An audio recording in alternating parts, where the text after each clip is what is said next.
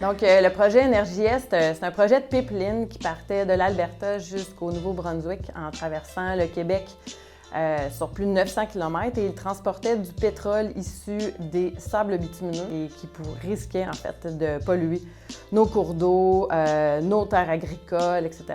À Greenpeace, évidemment, on travaillait sur le fond, donc sur la documentation du projet, sur les impacts environnementaux. On connaît bien le lobby de l'industrie pétrolière et on s'est vite rendu compte que TransCanada avait énormément de moyens.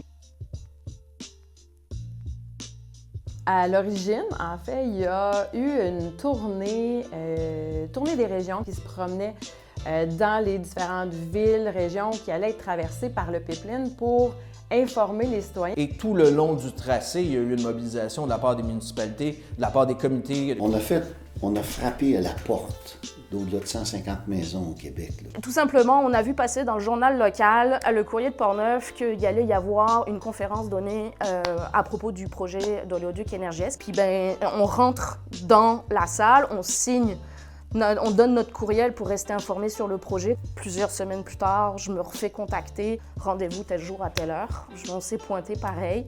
Puis c'est ce soir-là qu'on a créé Stop Oléoduc Portneuf-Saint-Augustin. Donc on voyait une volonté de bloquer ce projet-là. Maintenant, il fallait se coordonner. Puis le financement, c'est le nerf de la guerre. Hein. Ça fait qu'on s'est dit, on va se tourner vers les organisations environnementales d'envergure qui, eux, avaient des sous. Et donc l'idée, c'était de donner des outils aux comités citoyens pour faire leur mobilisation locale.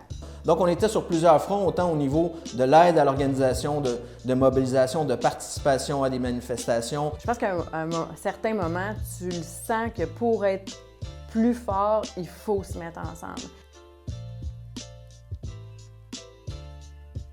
À l'origine, en fait, c'était une rencontre. Dans une salle de rencontre, on avait invité tous les comités citoyens avec toutes les organisations environnementales. Les Premières Nations aussi étaient là. Mais à la base, il y avait une volonté de dire hey, on fait une coalition pour bloquer Énergie Est. Tu sais, on est allé vraiment dans la collégialité de l'objectif de protéger notre territoire. C'était la première fois qu'on mettait des organisations environnementales avec des comités citoyens vraiment actifs. Là. Et ça, je pense que c'est unique dans l'histoire des luttes, avoir autant de mobilisation sur un projet. Donc, l'objectif, c'est de discuter ensemble, de se mettre, de partager nos stratégies, de partager des calendriers, de partager des moyens, des informations autres. Donc, on s'est dit, front commun, OK, pour quelque chose, oui, puis pourquoi? Pour qu'ensemble, on se donne une définition de qu'est-ce que c'est la transition énergétique. Puis là, l'intérêt de la coalition, c'est que quand tu sors une lettre ouverte, tu n'as pas juste un signataire, c'est que tu as genre 50 organisations derrière toi qui la signent. Là. Donc ça lui donne un poids supplémentaire.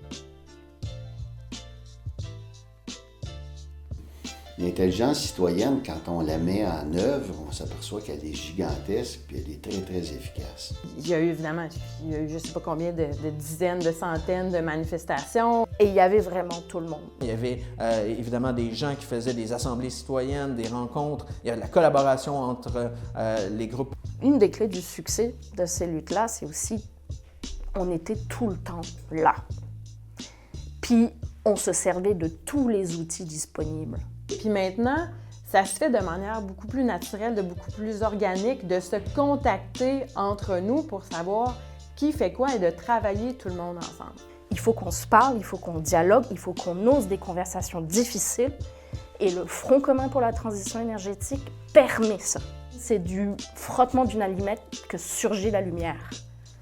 Je la trouve magnifique, cette image, parce que oui, il faut oser des fois comme s'affronter, mais à partir du moment qu'on le fait dans le respect, dans le dialogue, on grandit ensemble dans tout ça. Mais je pense que c'est de réaliser à quel point la mobilisation, la force citoyenne, la collaboration, la synergie au niveau de la société civile québécoise est capable de virer de bord des gros bateaux.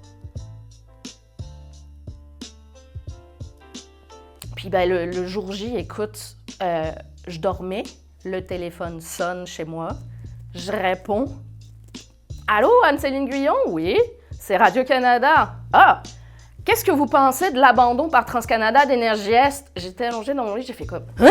Est-ce que c'est vrai, est-ce qu'ils ont vraiment abandonné? Fait que c'est un peu l'euphorie. Là. Quand tu apprends qu'après toutes ces années... C'était la victoire de la raison sur l'absurdité, la victoire de la protection de la santé des gens contre l'argent sale, noir du pétrole de l'Ouest puis du gaz de l'Ouest. On est des milliers à avoir gagné cette journée-là.